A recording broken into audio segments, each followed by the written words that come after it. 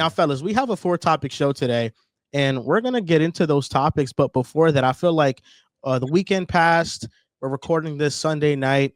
There's some NBA stuff that might have happened that isn't a topic on the podcast that we should probably hit on real quickly. I think the first one that comes to mind is Draymond Green and the Warriors beating the Knicks after the comments that Draymond made. And the big storyline from that game is just how a couple Knicks players were hugging Draymond after. You know, PJ Tucker, it looked like he's seen a family friend. Mikal Bridges was over there mingling with Draymond Green.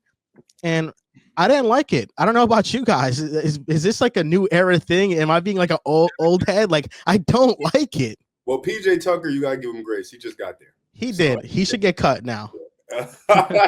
Everybody else. That was pretty fake. I'll say this. Shout out to Cat. He hooped. Again, losing to the Warriors, it sucks. No Brunson. Take it with a grain of salt. It was a great game, nevertheless. No, but they needed to treat Draymond like he didn't even exist after the game. You don't dap him. You don't acknowledge him, especially for Karl Anthony Towns, who right now, while Brunson's gone, he's the leader of the ship. You have to respect him. And they didn't do that. That was kind of unfortunate, but it was a great game on both sides. I was happy to see Cat win that matchup. It was whack. It was terrible. I thought you bring PJ Tucker and get a little James Johnson vibe for the team. You know, you get someone that you're not going to be able to step on this team. You're not going to be able to step on my guys. And after all the things that Draymond did, not just the first time coming out and saying, this is what I'm hearing, but doubling down on it and saying, oh, I already know what's happening, but hey, that's not what we do over here at the Draymond Green show. I don't know how you as a teammate can go over there and dap up Draymond, regardless of your past relationship with him. It's not like these dudes, I mean, it's not like this is, Steph Curry on the team or Clay or someone that has a 10-plus year relationship with Draymond. You've gone to battle with him. It's like, no, I mean, you respect him as a player, but if you're going to disrespect one of my teammates, let alone the best player on my team now that Brunson's out, we're not dapping after the game. No way.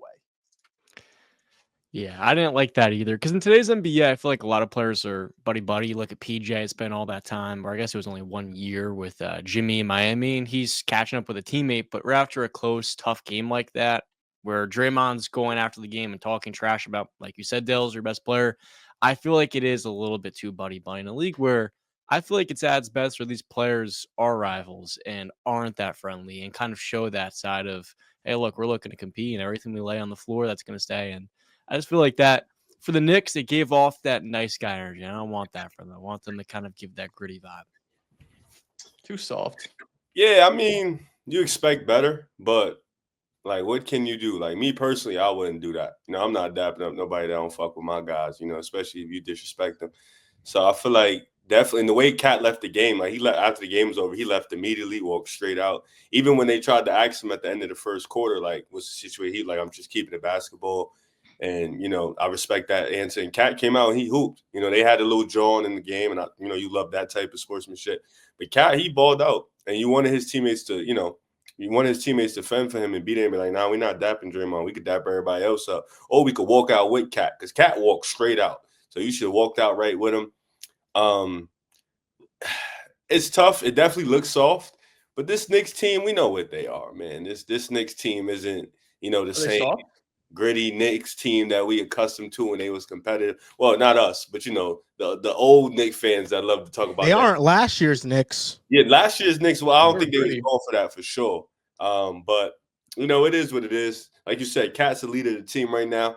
You gotta ride behind Cat. But Cat played an amazing game, so I don't want to let that go by. Cat dominated his matchup. He killed Draymond. He left it out there straight on the court. He killed Draymond. To me, I just feel like that showed that the team really isn't all together. Mikal Bridges being the dude that went out and embraced Draymond like he did, being one of those guys, and kind of being like the guy that's been criticized the most on the team, it kind of feels like, okay, I feel a little bit better about you not being here next year if this is how you're going to be acting, because it wasn't just like it was basketball. It was blatant disrespect towards Cat, doubling down on the comment, and then during the game calling him soft, and then the post-game comments kind of like making fun of the situation, like, oh man, that's the hardest I've seen Cat play in years. I'm glad he had a great game. It was just blatant disrespect. Like, oh, he normally doesn't play like that. I'm glad I lit a fire under him.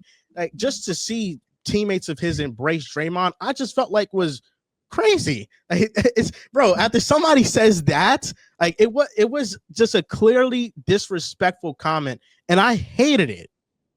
Yeah, Draymond's going to talk recklessly. That's something that If that's something that is already understood beforehand as teammates, as so-called brothers, you can't go out there and you can't go and show love to somebody that's actively disrespecting your guy.